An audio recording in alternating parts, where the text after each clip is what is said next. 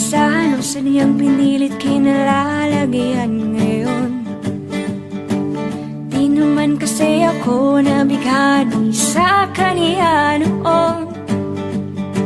Yung kusa kang nagkagusto, simula nang matinto na siya'y nagbago. Wala nang siya'y nagseryoso, binigay buong puso kay Jesucristo.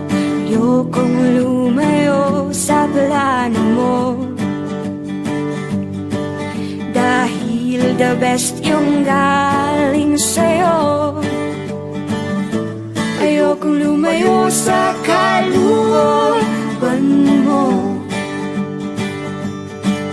Kung itong nadarama hindi galing sa'yo, please Panginoon, pakitanggal po. Ayokong pangunahan ang plano mo. Pero kung siya na talaga, nagkatulungan mo